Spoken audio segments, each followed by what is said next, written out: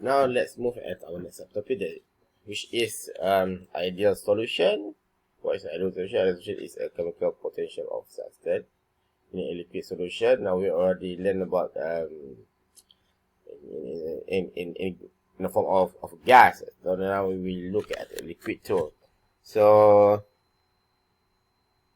here is a fact which is we already mentioned previously, which is a chemical potential of a species will increase with its concentration, that is gas or solid. So higher concentration, so it makes the chemical potential will be increased too.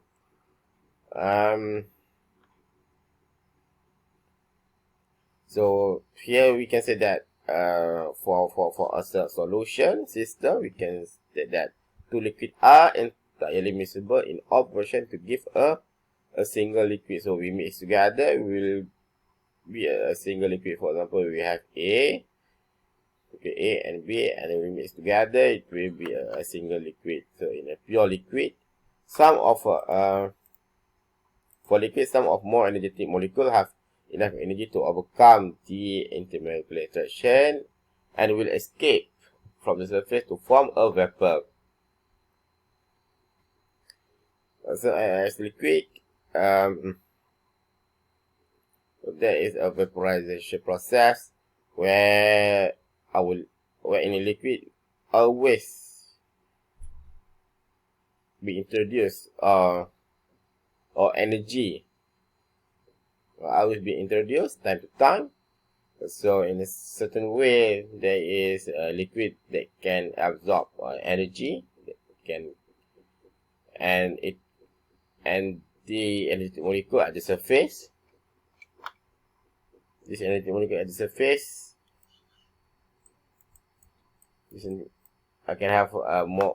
have enough or sufficient energy to overcome the intermolecular attraction and will escape. So this ideal solution has been introduced by Francis Rhodes. He lived from 1830 to 1901. So his age, I think, is 71 years old. So he measured the partial vapor pressure of each component system in his life, and then he established Rhodes' law, where he stated that the partial vapor pressure of substance in a liquid mixture is proportional to its mole fraction in the mixture and its vapor pressure when pure.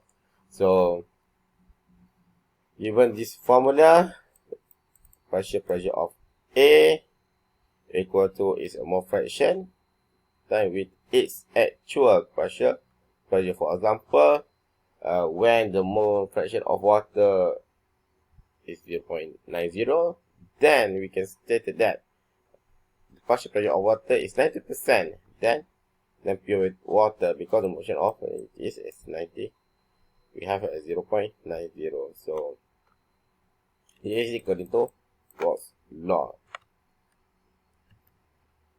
So for example, if we have this solution is prepared by dissolving 1.5 mole naphthalene in 1 kilogram of benzene. What is the partial vapor pressure of benzene in the solution? Okay. So now what we do is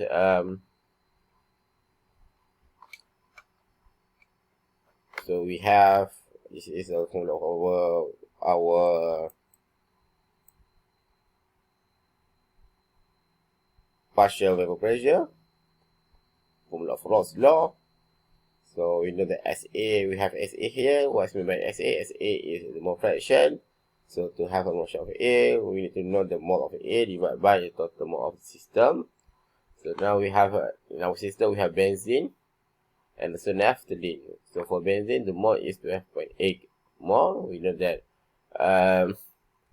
the mass of benzene is 1 kilogram. So 100. So 1 kilogram convert to gram, it will become 1000 gram. And then we know that for naphthalene, for benzene, the molecular mass or the molecular formula for benzene is 6H6. where the mass of carbon is 12, the mass of hydrogen is 1. So we add it together, we have 6 carbon and 6 hydrogen exists for benzene. So we will have 78 grams per mole for benzene. So that's why we have 12.8 mole. So to know the mole fraction of benzene, we know that we also have a naphthalene here, 1.5 mole naphthalene. So to have the mole fraction to have the value of mole fraction of benzene, we know that the benzene is 12.8 mole divided by 12.8 plus 1.5 mole. The integration will be given the mole of naphthalene. So that's why we have 0.895. So the question asks us the partial vapor pressure of benzene. So given the vapor pressure of benzene is 12.6 kilopascal. So by using this formula, we just substitute all the value that we have here. So the value of mole fraction of benzene is 0.895, and also the vapor pressure of pure benzene is 12.6. So the partial pressure of benzene is 17.277 kilopascal, or 17.277 pascal. It depend on which how you want to represent your answer. So again, so we also have this question, so you can do it by yourself. I also touch how to answer the form, touch the answer to this question, so you can do it by yourself and discuss among your friends.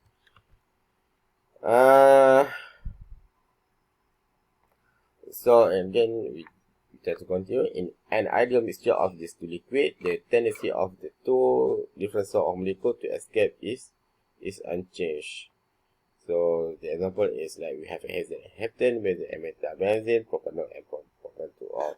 Similar molecule shape and held together in the liquid by similar type and strength of intermolecular forces.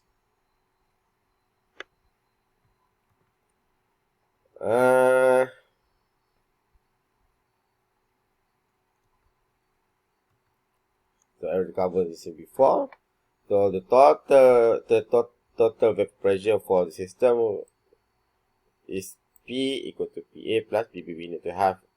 We need to know the partial pressure of each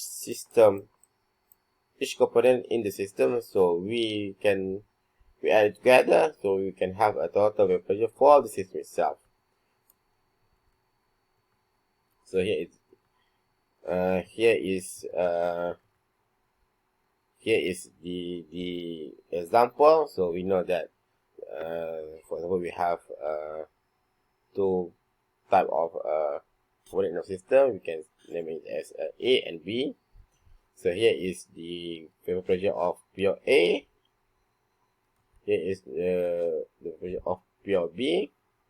So and then here is the total pressure of the mixture. So we take it here to have this graph. We have P A equal to SA P prime, and also to have this pressure we have PB equal to XB equal to P prime. This is PB prime. And then when we have this one, we can determine this one by using the formula is P equal to P A plus PB. So if we plot this one, so here is mean by, here is P equal to this P, we say this is P A and P B. So here how we obtain this, the total vapor pressure of the mixture. However, here is the ideal mixture. Here is the ideal mixture. So if we use the formula, we can get this kind of graph.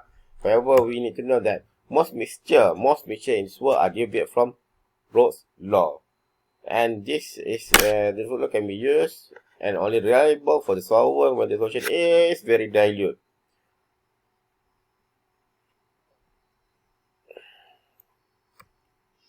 And then the disadvantage of Rhodes law is no mixture is perfectly ideal, only reliable for the solvent when the solution is too dilute. However, when our solvent, we have more solvent and the solution is not too dilute anymore, the law will be deviated. We can say that the Rhodes law valid only in zero concentration of solid oil is too dilute. So when the concentration is too dilute, we can say that the system is closer to the concentration of the pure solvent. So that's why so is mixing to form ideal solution is spontaneous? It depends.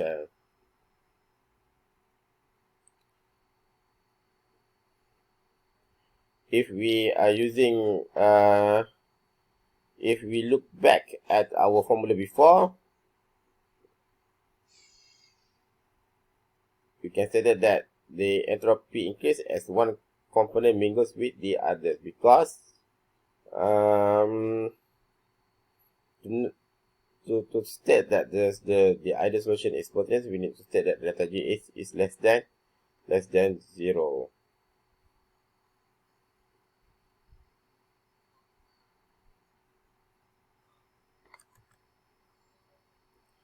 So Rhodes law, we can say that Rhodes law is not equation that or the relation that we can use, because it states that this Rhodes law is only good when we measure the solution that is very concentration or solution.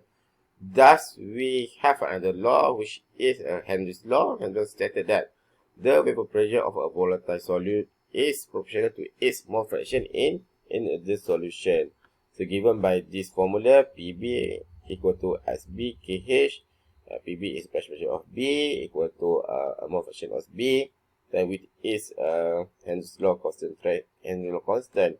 So if we derive it, we can state that we can have this kind of graph. We can state that if our solution near SB here, SB equal to 1 for solvent,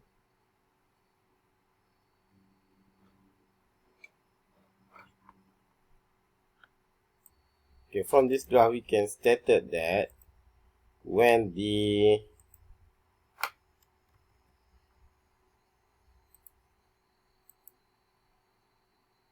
a component is almost pure, or mole fraction, or B is almost pure, it will follow the Rhodes law here. You can say that. When component A is take effect, it will follow Henry's law.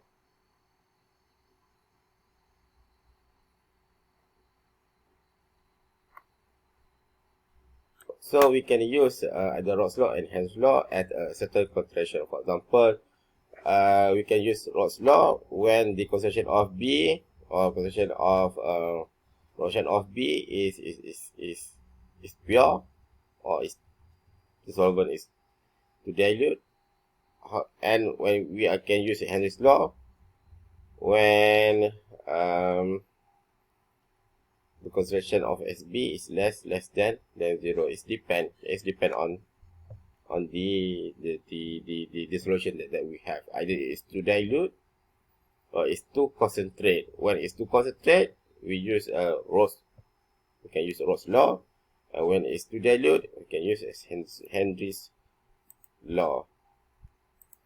It's like this. This one follow when the concentration is to concentrate, like this. When it's concentrated to dilute, like this is, yeah.